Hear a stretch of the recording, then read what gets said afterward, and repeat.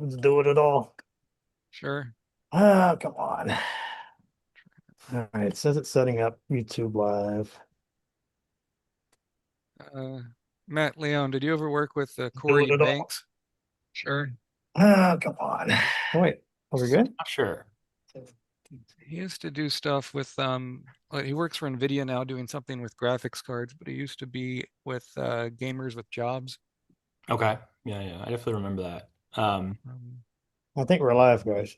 oh, we're Oh, live. Is it? I Okay. don't know. Let me just refresh. I want to make sure I have the chat going so I can look at questions.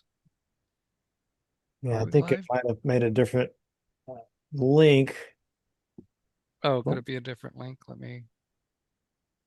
something streaming. Let me look on the YouTube. It does say something streaming. It is a different link.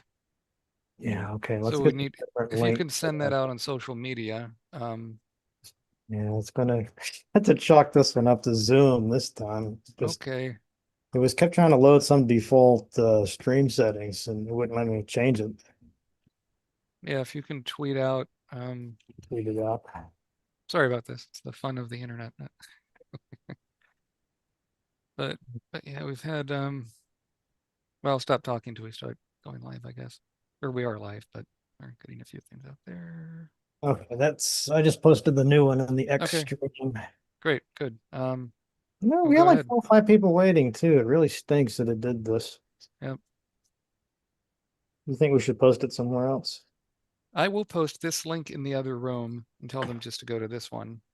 Maybe Oh, do that's a that. good So, but you start the show. It's you're idea. the boss. So, Hey, Matt. Hello. Yeah, it's good to talk to you. Sorry about all these weird technical glitches. I notice your Zoom Not a thing says problem. Tracy. You haven't changed your name, huh? Uh, oh yeah, look at that. Weird. I should probably do that. There's a setting somewhere to change that, but it doesn't matter. There we go. There you go. So something's working. Wow, it's a weird feeling. Man, I'm glad to talk to you. I don't know if you have already talked to, sure, it sounded like you were talking to the other Matt a little bit about some of your projects and everything. But I Oh, was, sort of. Yeah, just a little bit about some Polygon stuff that he had done a while back. so I don't know if you want to just jump right into your new project or we've got plenty of background stuff we could talk about here. Why don't you Your tell us show. about your new project? Because that's really what sounds great to me. Sure. Yeah, yeah. So I'm starting a new website. It's called Design Room. It's based around video game oral histories, and it's going to go up October 14th. So it's 11 days away. Yeah, it's basically I was part of the Polygon layoffs about let's say 5 months ago, and this is what I've kind of been thinking about and working on since then. So hopefully it'll go all right. But yeah, it's just it's kind of continuation of some of the stuff I did at Polygon. I did some bigger oral histories on games like Final Fantasy VII and Street Fighter II, and this is kind of the evolution of that. And hopefully it'll turn out okay. Oh, got a good feeling that it will. I mean, you got so many things we could talk about. You should probably tell people about your background just in case they haven't followed you on your various magazines and websites. But you've got some books, right? Like a Hurricane and Yeah, a yeah. world history of Street Fighter 2. I got to get into that a little bit. And then you also got one, I believe, on Final Fantasy VII. I think that's 500 years later.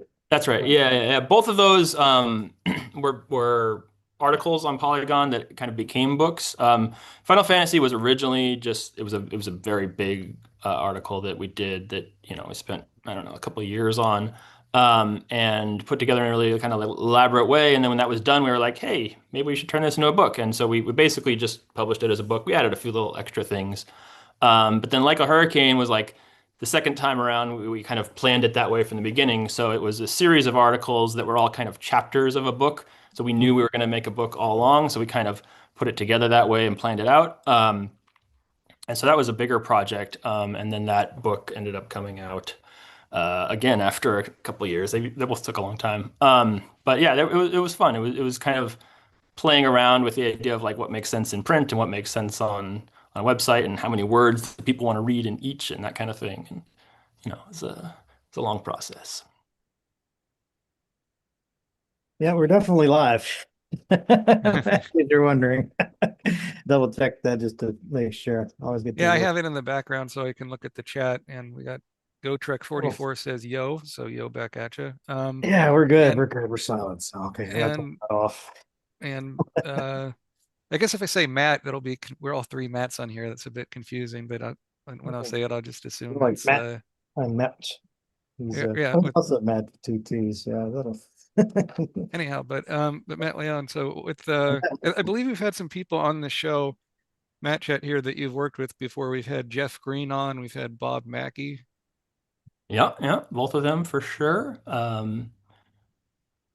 Yeah. And I mean, back when you were at like OneUp.com and stuff, that was such a different time with gaming journalism. Podcasting was fairly new when they went to the podcast sphere. What do you think is the most different of like what you're doing now with your new venture and like kind of your the work you did at Polygon compared to when you started?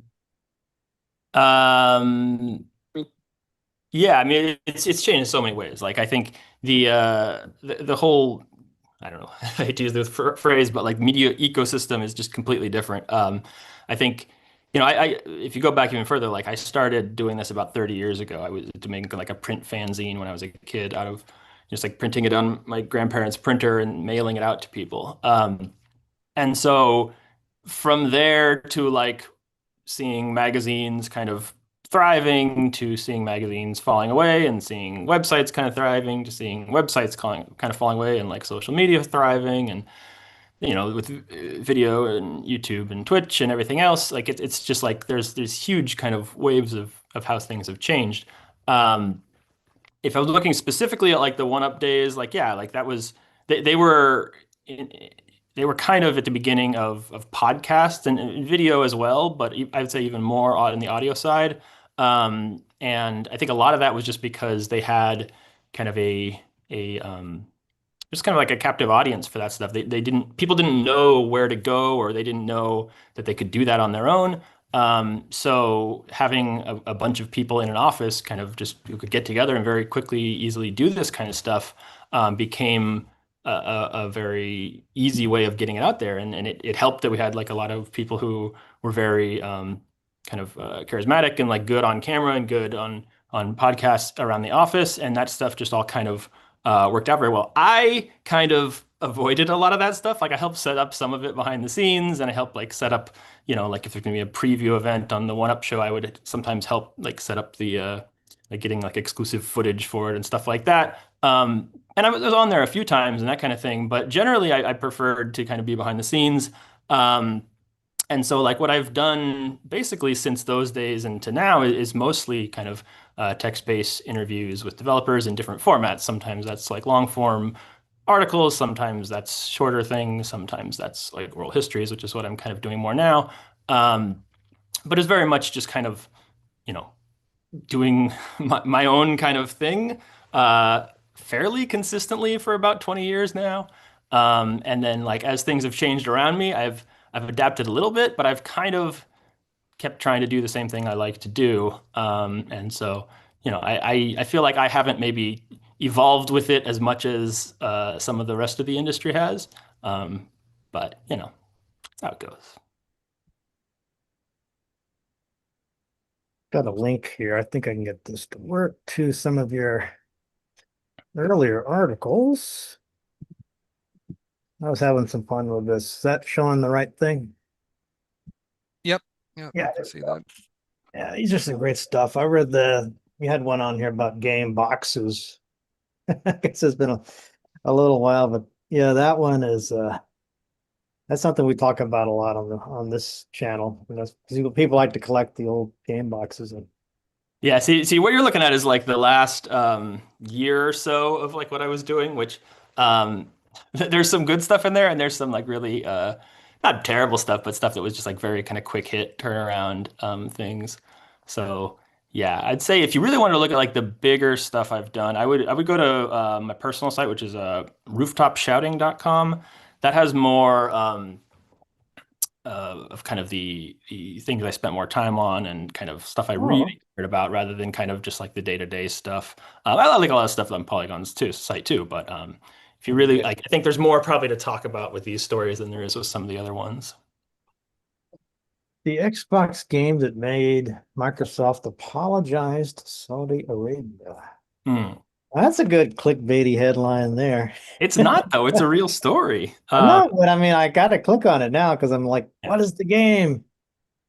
Yeah, no, that was a Kakudo Chojin, which was like a fighting game that in the early days when Microsoft was doing some stuff with Japanese studios, they made a game that kind of had it was led by one of the guys who had been in charge of Tekken and Virtua Fighter, and he went off and made a new game for them, and it was received kind of so-so. But the story here is about there was a piece of audio in the game that kind of referenced the Quran, and then that kind of got picked up in Oh, Middle East and kind of became a bit of a political issue over there. So this is a story about kind of what happened with that. well, yeah, I could see how that would lead to some problems. Wasn't there something similar with one of the music tracks in the first release of Little Big Planet? Yep. Or It's PS3? happened in a number of games. Those are two of the more kind of well-known ones. Um, Yeah, I mean, in both of those cases, actually, I'm not actually 100% sure on Little Big Planet. I'm pretty sure, but it like in the case of Kakuto Chojin, they had to recall it, and so like there's versions of it out there with the original audio, and then there's versions with like the fixed track. Um, and it's fairly subtle to someone who is not kind of involved in that uh, world and is not like that aware of it. But like for people who care, it's a big deal. And you must be one of the world's foremost experts at Street Fighter. Well, yeah, you see, Start that's with what I was the talking about before when we had like when the plan was to do a Street Fighter book and like article series. Each of those articles you're seeing are basically chapters of the book. So like it starts with Street Fighter 1 and then it goes into kind of Street Fighter 2 highlights. and all the other games. So it fills up a lot of real estate on my page just because that's kind of the way it worked out. But I mean, I also spent a ton of time on it, and we put a lot of money into it and that kind of thing. So it worked out all right. A lot of these links are not going to work that well, like because the site design has changed and broken a number of things since these things first went up. So I should probably update these links to like archive.org pages instead. But like the layouts are all kind of broken a bit. But the articles I think are still mostly readable. Oh, still looks good. It looks Okay. okay until you get down. Once Oh, you get down to like where the people start talking, like the talking heads going back and forth with quotes, you're almost there. Keep going. Yeah. See, these heads are supposed to be way smaller and whatever, not a big deal, but Starts to lag, yeah, a little bit. We got a good comment in the chat from GoTrek44. He said about the music earlier. Sounds like what happened with Zelda. I think Ocarina of Time's yeah. Fire Temple music, where there's a Muslim prayer chant in the Very background. similar. Where Yeah. and some of these, they're just getting source music and putting it in the game, and it's not necessarily a composer. I think in most of these cases, they're not trying to do something, offensive on purpose, right? It just happens to be this sounds cool. We'll put it in without. Yeah, if my memory serves, the Ocarina of Time actually used the exact same piece of audio that Kakudo Chojin did. Whoa, okay. But basically, it was from this like this collection of fair use sound effects that you could use. So they were they didn't know what it was when they put it in there, and then it was kind of once they became aware of it, then they had to deal with it and change it and stuff. But like it wasn't like an intentional thing. It was just kind of they got stuck with this thing that became a news story. Matt Barton, you ever play the Street Fighter 1 arcade game, the original? Wow, if I'm thinking of the right one, wasn't there one that kind of had a sort of wacky controls? Yes, Oh, like you you had to had to mash the the harder you harder you whack the click it. button, the Yeah. more damage your attacks would do. I don't know if I ever encountered one of those in the wild, but I remember reading that story about how they had to quickly redesign it because kids were, I guess, hammering the controls too hard. Yeah, that's why they have the three buttons, because the three strengths of punch came from hitting it like Uh, weak or medium or hard. So it just kind of translated to buttons. But yeah. I mean, what was you think they could have built something that could have withstood somebody pounding on it if they really wanted to, right? I mean, It could have been the abuse of the machine. I think from what I heard, it was more about it just wasn't very comfortable to play. Like people would hurt their hands hitting it. And that I think there's also like the precision issue. Like it doesn't feel as like if you're playing a competitive game, you want like more control over it. Or if you're playing like a single player game, you're more into something a little more gimmicky. yeah, it's not, there's more to the gameplay of Street Fighter than something like, I believe it's the arcade version of Captain Commando, where this target comes out and you have to punch it as hard as possible to smash the target. And this is Oh, kind of the Sonic Blast Man. that's it, Sonic Yeah, yeah, Blastman. yeah. Yeah, Commando is There's a mascot. new I forget the name. There's a new game that is either just coming out or just came out that kind of repurposes that cabinet in a new way, but like just in the last few months, I think. Oh, that's cool. Yeah, and but yeah, for long doses, I used a well-used Street Fighter 1 arcade machine when I was on vacation in Reno 30 or so years ago. And you had to smack that thing just to do a weak attack. It was not a well-maintained that's the cabinet. machine there. Yeah, yeah, they're hard to Hmm. find these days. So it looks like kind of little bowls turned upside down. Yeah, yeah, yeah. So you had to like hammer down on that thing.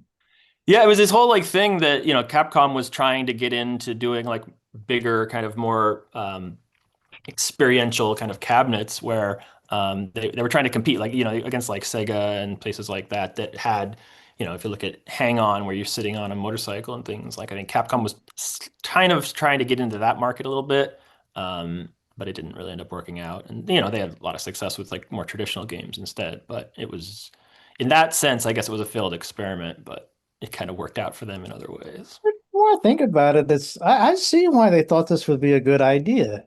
I could imagine a karate game where you've got like the pads, kind of leveraging like everybody's so interested in like Cobra Kai now, right? So you'd have Yeah. like you like kick it in real life and punch it and kind of get a workout as you're playing a game. I mean, it's got to be Yeah, kind of like the Wii model almost, right? and back then, like people weren't like hardcore fighting game players. There wasn't like a whole big competitive scene where everyone's like super picky about every little detail. It was more like, hey, what's just like some big idea we can throw out there? So, a So you got to talk to all the people that designed this. lot of them, yeah. I mean, that was a big part of the process. Just trying to track down everyone we could find. Do you speak Japanese or you had to go through I interpreters? Yeah, no, I use interpreters. Yeah, I mean, so some of the people in this story were they would speak English. Like I talked to people in the U.S. branch, people in like the sales team and stuff like that. But certainly, yeah, the process of tracking down people in Japan to speak was complicated on a number of levels. One of which was just the language, but then there's also like certain politics and certain kind of processes you have to go through to reach some of these people and. Um, yeah, I mean it was a lot of work, but I think that's kind of what made it interesting to work on too. Just because of that, I think they haven't you haven't heard it, or at least prior to some of those stories, we hadn't heard from those people as much as you have with some of the Western developers out there. So it benefited from that. And also in English, you have less of those making up of books than you do in Japan with, I mean, eventually they brought some of those over, but you have so many more of those behind the scenes stuff for the Japanese companies that Yeah, are I mean, published in I don't Japan where they even don't come out here. Yeah, I'm not even aware of all of them because like some of them like I always hear of books from like the olden days. Like apparently like somebody told me at one point like Ken Kutaragi wrote like an autobiography or something like that, and I was always kind of like I want to read that, but I couldn't actually find it. Um, so yeah, I think there's some stuff, especially from like the 80s and 90s that I don't even know how to find. That that'd be pretty fascinating. It's the real value of a project like this, though, that you did the legwork to get in touch with these developers and designers, because I know how hard it is just to find people that worked on like, recent games, relatively speaking, here in the US, much less, dealing with language barriers and these cultural barriers. I mean, Yeah, I oh, mean, I think a big part of that was just the the company I work for, like Polygon, like let me, like they didn't stop me from doing it. They let me spend the money that it took to do it. They like gave me the time that it took to do it. And I think that was a nice position to be in. That not many people have that kind of opportunity to spend that much time and that much money on something like this. So it was fun. Yeah, the name recognition of Polygon helps too, Yeah. I would think, when you're getting interviews. It depends who you're talking to, I think. I think in the case of something where you're dealing with like a PR company or like a celebrity or something like that, definitely having like a bigger company. And some people don't even know Polygon, they know like Vox Media or something like that. So that kind of thing can get you in the door of certain places. I think on a story like Street Fighter, it's really not that big a difference. I mean, I guess I wouldn't know because I went in with that. Without, I wouldn't know what it was like without that. But my sense was they didn't really care that much because a lot of it, the majority of that was not through Capcom. A little bit of it was, but like it gets a little into the weeds. But like Capcom didn't really want to participate in the book because that clashed with like officially licensed books they were doing. But they were fine participating with stuff that would appear on the website to a limited degree. So I got a little bit of stuff from them that appeared online, but for the most part, the stuff that I got from them was not in the book. And so, yeah, I mean, I think it really depends on the story you're doing and kind of that kind of thing. But I mean, certainly in some cases, I'm sure having a name or a kind of a bigger audience definitely would help to get in the door. It just kind of depends on the story, though.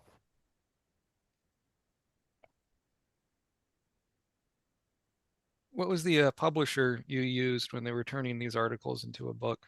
Yeah, it's a read-only memory. They actually just put out that new PlayStation 30th anniversary book pre-order that just got announced a few days ago, which looks amazing. They did both of the Final Fantasy and Street Fighter books I did.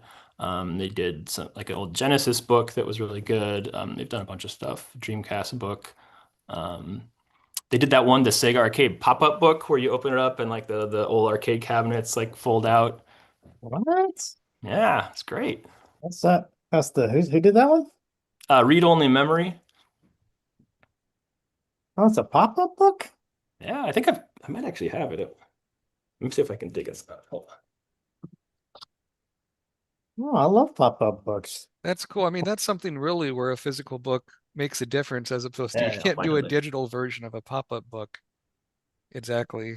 Like a scratch and sniff book. Oh, I saw a scratch and sniff book. Look Is at that that. it? I did not know about Yeah, this book. here we go. That is That's really cool. freaking cool. This is like the like Oh, the earlier limited one, but like yeah, yeah, let's get a look at that. look at Wow. this thing and it's like it opens up. Holy. Yeah, it's very Man, nice. Trying to see that sitting around and not buy it. Give me a break. Yeah, it's great. Whoa. absolutely.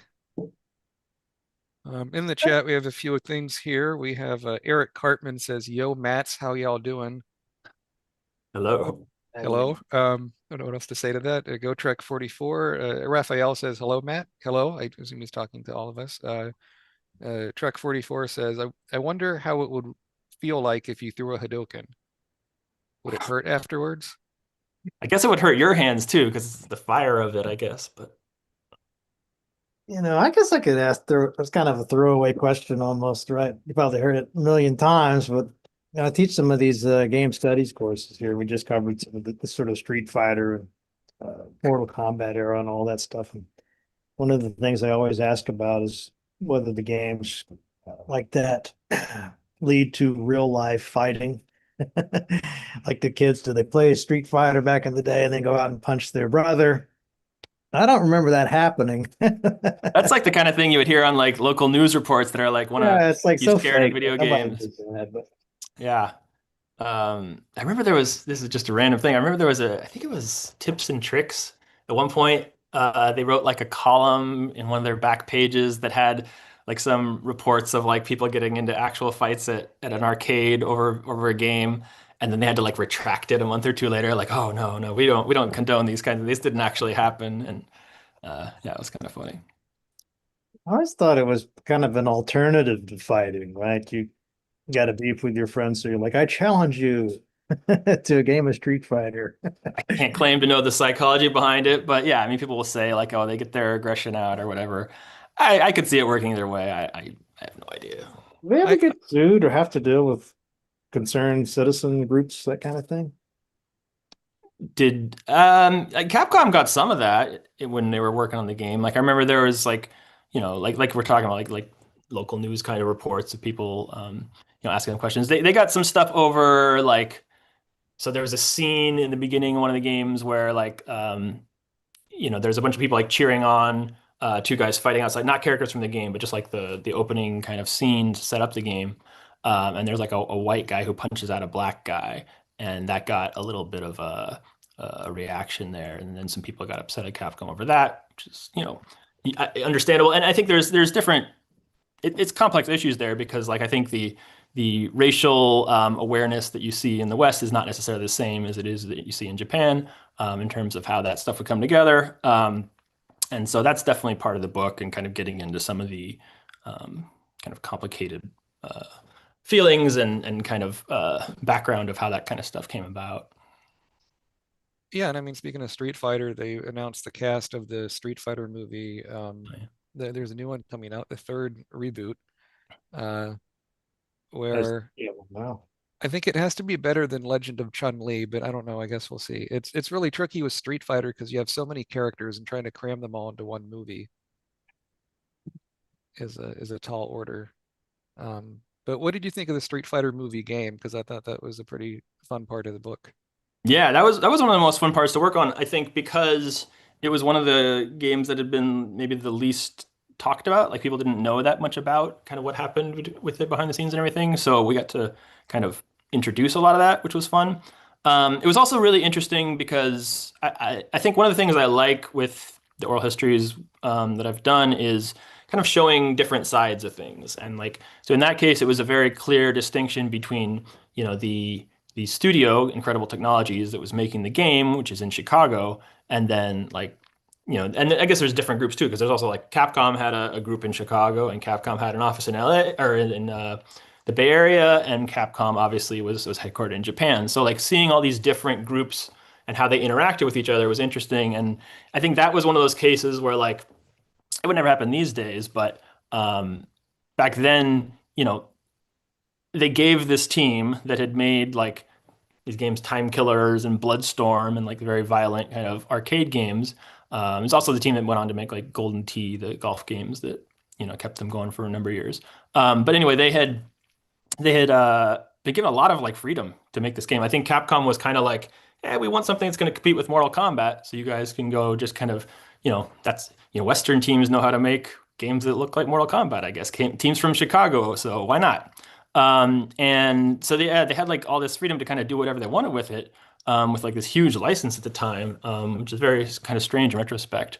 But then yeah, showing like how they felt about it, and then showing how the people in Japan felt about it, and showing like how they crossed over and like when they met and kind of what they talked about and that kind of stuff. Like I think that was one of the most interesting stories, just because it had those very different perspectives and memories. And like, I think most people would say the game is not like, you know, good in the traditional sense. I think it's fun to play, but it's not like it doesn't have the same level of like finesse that like some of the or most of the games made in Japan do.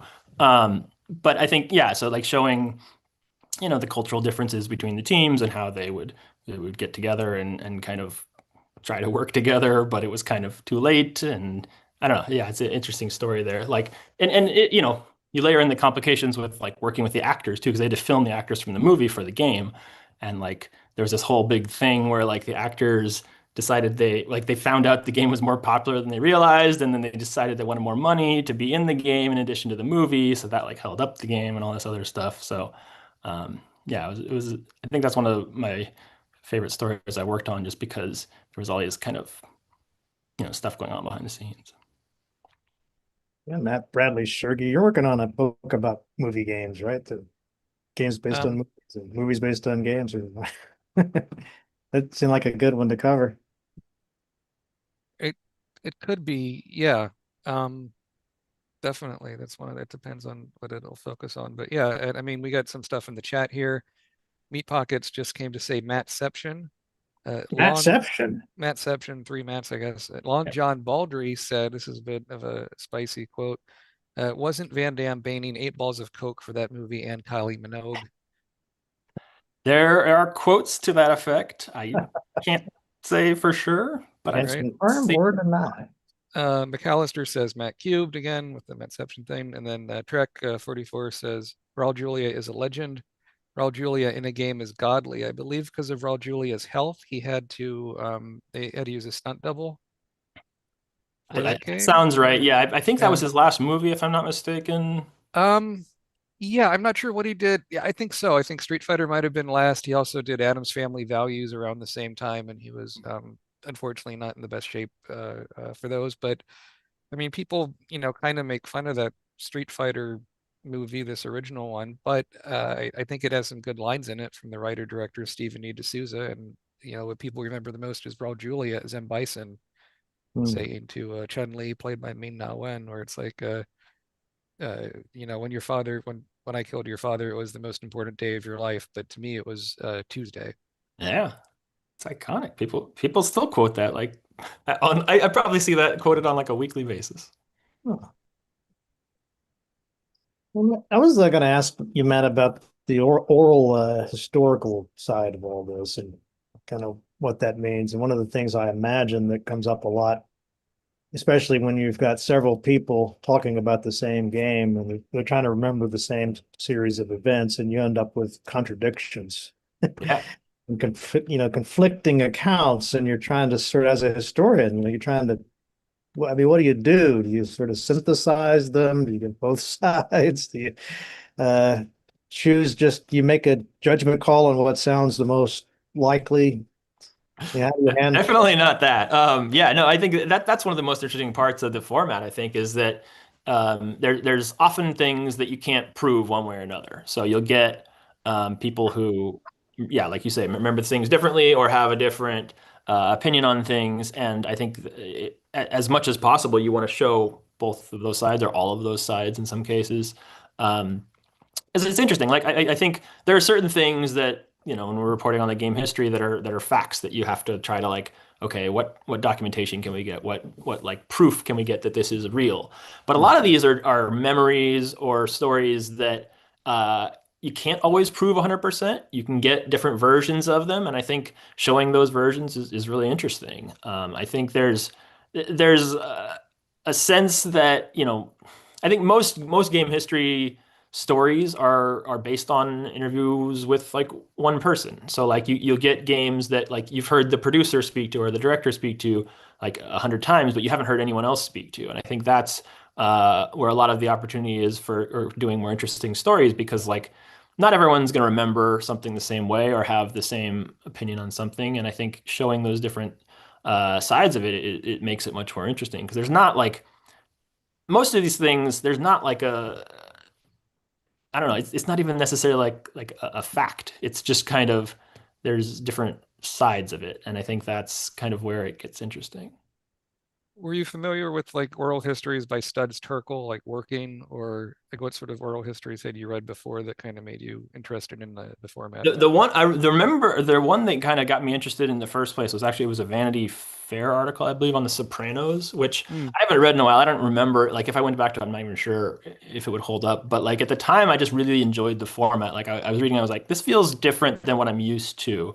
Because I would read a lot of games writing at the time. I didn't read as much like entertainment media and stuff like that. So like I saw that now, and it just kind of made me think like, oh, okay, I should try this for a game. And then the first one I did was Street Fighter 2. And I came back to it later for the book, but this was like 10 years before that. 10 years, I don't know, a number of years before that.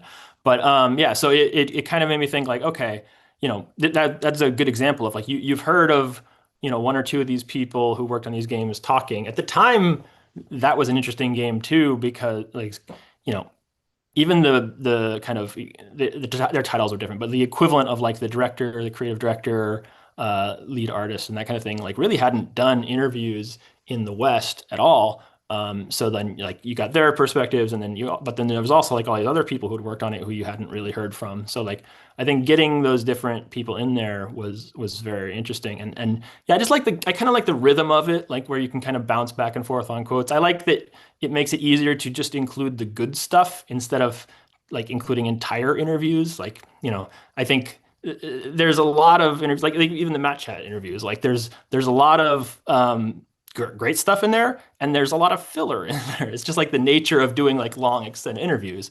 So like having, picking the best 10 minutes out of an hour is going to be generally more interesting than like the entire hour. So like that's kind of the theory with the oral histories I'm doing is like, if I'd rather interview 10 people and get all their best 10 minutes and put those together rather than, just kind of run everything. And, there's different preferences and different ways of doing it. And like, I think in some ways it's fun to kind of just put an interview on and listen to it like in the background for a long period of time too. So like, I'm not down on that format at all. But just, I think my preference is to kind of try to kind of cram as much of like the good stuff in as I can. Well, I see what you're saying with that. I've had the same thought, especially when I'm talking to people that have worked on a game together. You Mm. get all these different accounts and it's all interesting. But like you say, I guess there's kind of a joy for people that just want to tune in and hear a conversation with a developer or designer, and they don't really care where it goes, right? They just they want to get to know the person better, that sort of thing. Versus you're trying to tell the story, like how you want to tell the story of Final Fantasy and the development of Final Fantasy VII or something like this. You probably don't want to listen to 15 hours with 2 hours about the game. Yeah, and I think That's mixed.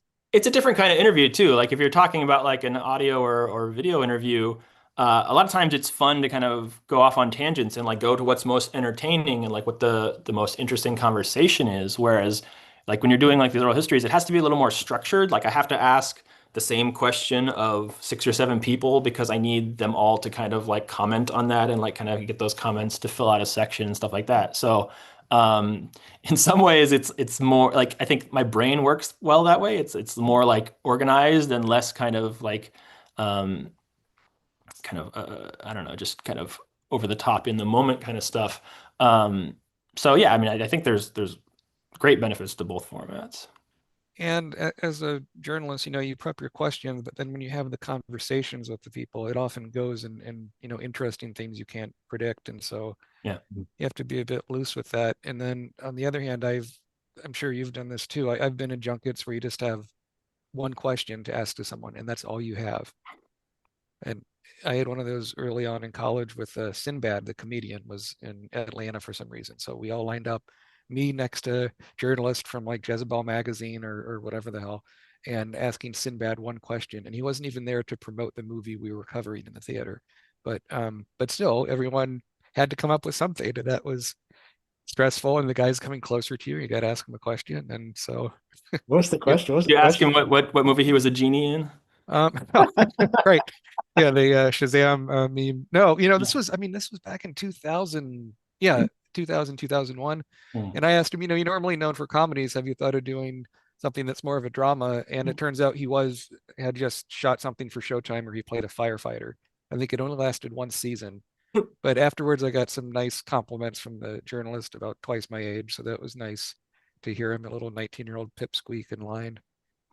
Seeing this guy I grew up with watching, and what's the one he did? Sinbad and Phil Hartman. What's that movie? Anyhow, yeah, Yeah. the movie itself doesn't matter, but yeah. But I mean, do you have any stories like that, Matt, when you're I've interviewing certainly done people you junkets. don't I have? haven't done Yeah. junkets more recently. Hmm. But yeah, like in the one updates, like I think, I kind of started turning them down more and more unless I really needed them for something, just because like usually those don't lead to much interesting stuff. Depends on what you're going for. You might need it. You might need a certain quote for one specific thing, and that's great.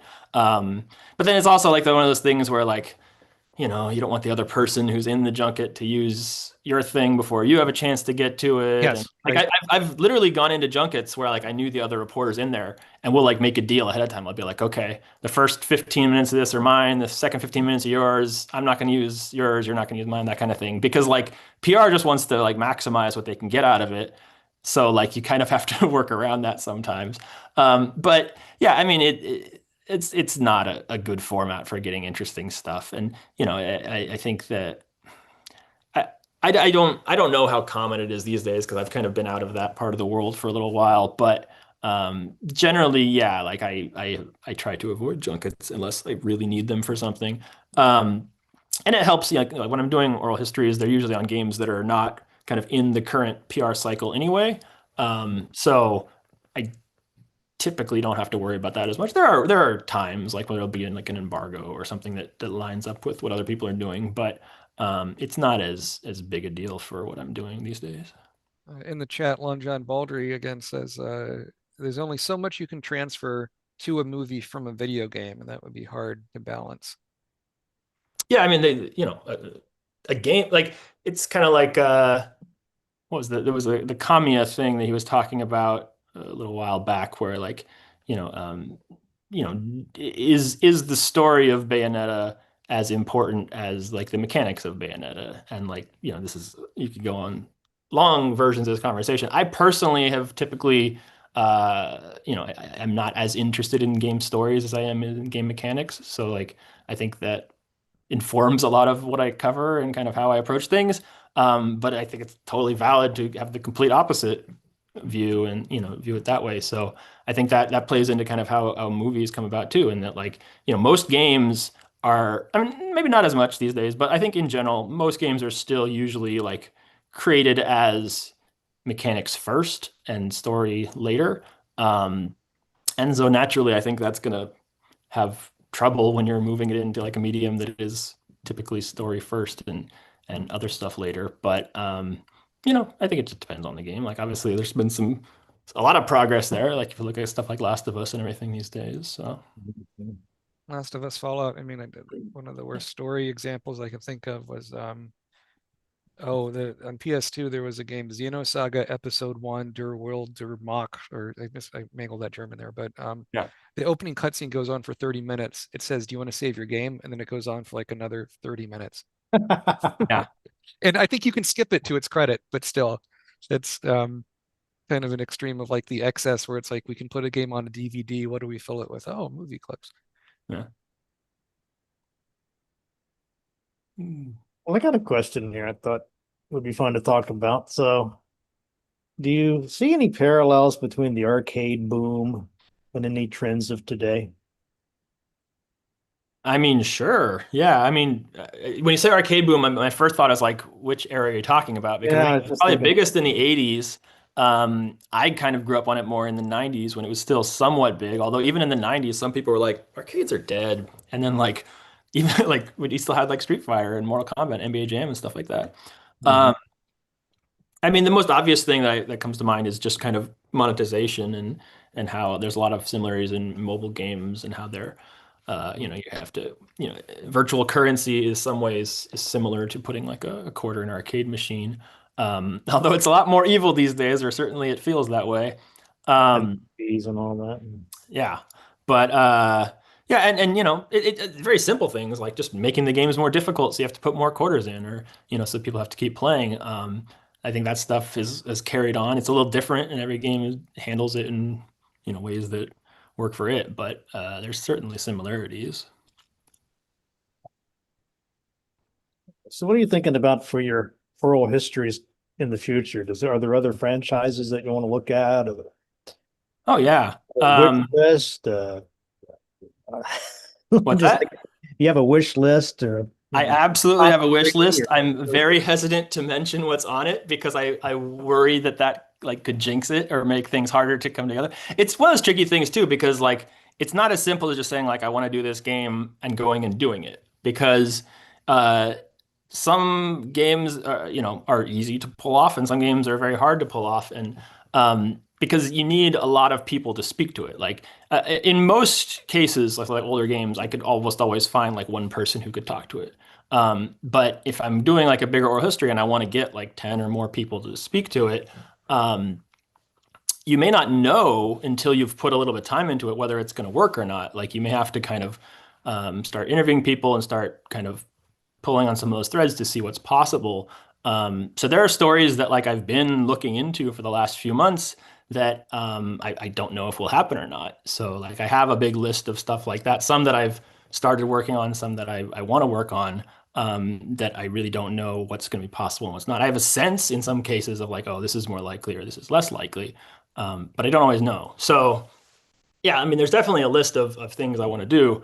Um, and like literally on my desktop here, I'm looking at it right now. But yeah, I don't really want to go too specific just because I worry that that may, set people up to expect certain things that may not end up happening and that kind of thing. Um, I will be launching the site with a big story that I've been working on for the last little while. I probably shouldn't say what it is quite yet, but that'll be going up on the 14th. So that's kind of the main one that we're launching with. And then there's a bunch of stuff planned after that. But a lot of the stuff that's planned after that is kind of like 50-50 right now. And I know some stories will happen. I just don't know exactly which ones are going to be kind of in what order. Are we Is it talking going to about be? a Oh, single game or a series or a franchise? It typically, you mean the one that's going on before, it's a single game. But yeah, I mean, most of these I think are focused on single games. I think the idea with the site is not necessarily that they have to be on games too. Like they could be on industry topics or, hardware or people or anything like that. So like it's open enough in that sense. But I think, yeah, at least from the start, I think a lot of the ones are going to be more kind of specific games. And not necessarily all older games too. Some of them may be from, a few years ago rather than 30 years ago.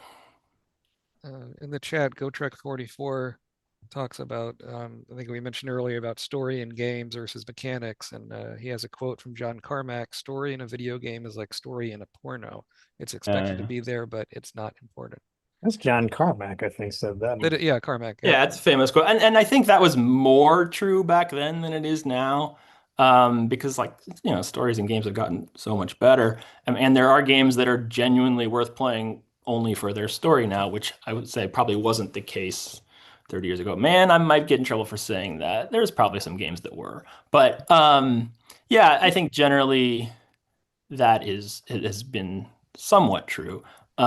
And yeah, I think I don't know. Everyone's got different reasons for wanting to play, and that's great. Yeah, most of the stuff I prefer tends to be more mechanics based, but Yeah, Mr. McAllister, his graphic is the Kevin from Home Alone, the Macaulay Culkin screaming, of course. It says Metal Gear Solid 4 was a great movie with some gameplay.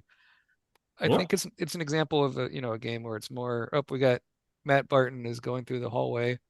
I got a wasp flying around my office. I'm just gonna have to get out of there. Okay, Otherwise, I'm gonna be like, oh. gonna slap in your face the whole time. Let's see. Sorry. Didn't mean to. Over. Go ahead, Matt. What were you saying? You Oh were yeah, saying what something was sounded I great. What was what was that? I saying? I'm sure it did sound great. Oh yeah, so I was I live on the West Coast. I have family on the East Coast. I do a lot of traveling. And when I'm in the airport, it's when I see magazines, and there's so many fewer gaming magazines than there used to be. Mm. Hmm. But yet on Kickstarter and so forth, there's different outlets where they've done these. I'd say it's more than a fanzine because they can raise a decent chunk of money for it, but people are getting print magazines that way. And sometimes you see those like strategy guides or tips and tricks get physical books and things. Where do you see like the future of magazines as far as gaming is concerned? Because certainly the internet, streaming, YouTube, that's really changed. So many Yeah. different ways you can get this information. Yeah, I mean it's I think it's been a very clear evolution with just kind of how people get information. You don't need news in a magazine anymore because you can get it so much quicker and faster and more easy online. So yeah, I think the kinds of like there's still Game Informer, which is and PC Gamer, which are very kind of consistent and very similar to what they've been doing. I mean they've evolved in nice ways, but like I think just from a very high level, they're very similar to what they've been for the last I don't even know how many years, 20, 30 years.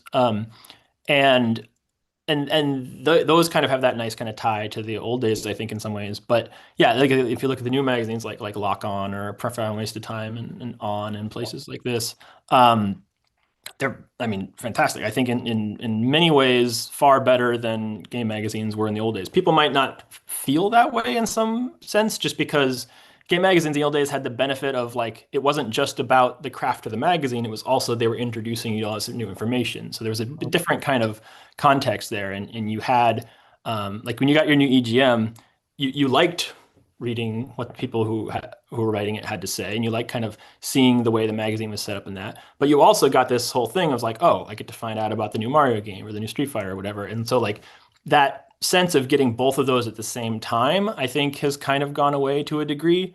Um, but yeah, in place of that, you've gotten like far more kind of well put together, stories and well, structured art and layouts and stuff like this. I think, a Profound Waste of Time is probably my favorite of the kind of indie magazines right now. Although the new Lock On, I just got that a couple days ago, and like it's gigantic. It's like 400 or 500 pages or something like that. And there's like, I don't know, 100 articles. Like it's huge, and there's lots and lots of really good stuff in there. Amazing how much they pulled together. I think the main difference there is that you don't get those every month. You get those every year or every 2 years in some cases. So you're basically talking about a book that's more like structured like a magazine in some ways. Like it has, the feel of a magazine, and it has articles kind of broken up like a magazine, but like it's really kind of has the kind of production plan of what you would get with some of these books out there. So and they can be very expensive too. Like you could subscribe to Game Informer. I forget it's like 40 or 50 bucks a year. Whereas, one of these issues might cost you 40 or 50 bucks, depending on which, there's different versions of them, special editions and stuff like that. So I think it's great to have both. Like I buy tons of these things, and they're some of my favorite things to read. I think they have the benefit of not having to deal with a lot of the kind of day-to-day stuff. So they get to spend more time on kind of the bigger picture stuff, which honestly is kind of what I'm trying to do too in times with the new websites. I mean, it's not really, but in some ways it's kind of a digital equivalent to some of these magazines where like, we're not going to be doing daily posts and news and this kind of stuff. It's more just like, okay, every, so often we're going to be doing bigger things, and hopefully you like them. And, if you were to add up like a year's worth of what we're planning for the website, it would probably be the equivalent to, well, it'd probably be a little bigger, but in some ways it'd be the equivalent of some of these magazines. So Sure. And when you worked on some print magazines originally, did you ever work on one that had a demo disc with each issue? sort of. I was an intern at Official Xbox Magazine for like 3 months, and they did have a cover mount disc at that point. I remember it was really that was like I mean, it was a whole different era, but like that was a fun time to work on magazine that had cover discs because like they were the demos that like people really cared about. Like I remember there was like a Ninja Gaiden demo for the original Xbox that people were like really like wanted to play early. And there was like I think a Panzer Dragoon one, and I forget some of the others, but like yeah, it was one of those things where like you know people wanted to play these things, and you could get them months before the actual games came out. And like back then, that was a huge deal. So yeah, I mean that was fun. I had nothing to do with it. I it was an intern. I was filing cheat codes into a database in the back room and that kind of thing. But it was still a lot of fun to be around it. So Yeah, I think there might be an opportunity with those disc magazines for retro platforms. Like I would probably subscribe to like an Apple II disc magazine with like new stuff on it from hobby developers and things and articles, just to kind of cater. I mean, we're dealing with a very niche of a niche yeah, I mean I like the nostalgia audience. of Yeah, I it. think it's a cool. Yeah, the nostalgia of it's fascinating. It feels like it would be like a one-time thing rather than like you really need it on a regular basis is like because all that stuff you can get so much easier now. But Sure. And I mean, you couldn't, with the console games in particular, like you couldn't get those patched unless they pulled it mm, and re-released a newer version. I mean, oh, what is it? They do all these remakes or remasters now. They did one of like the PS2 Tomb Raider games, and one of them has a glitch. You're fighting this like dragon boss, and there's a 20% chance that the boss boots up with infinite health, and it auto saves right before the boss. So if you didn't have an extra save, you had to start the game over from at least from the start of the level, I think, or maybe the beginning, the very beginning in some cases. yeah, I remember that I used to always hear the argument like that's better because it forces developers to No, clean stuff up before they release, whereas now they can be more like Yeah. lazy and they can just fix it later. I think there's probably a little truth on both sides of that, but Yeah, we're much better off now. Nintendo Seal Equality meant something. Sure, Oh. it did. It meant you paid X number of dollars to get the stamp on your cover. I think. I don't know exactly. All right, looks like we're about out of time here, Matt. So, is there any last minute thing you wanted to pitch or tell people about? I mean, yeah, the website is Design Room. It'll be at designroom.site on October 14th. I hope you check it out. There's a Blue Sky account if you want to kind of see what we're up to in the run up to launch at designroom.bsky.social. And yeah, hope people like it. Is there going to be any sort of subscription option or way people can support you on your site?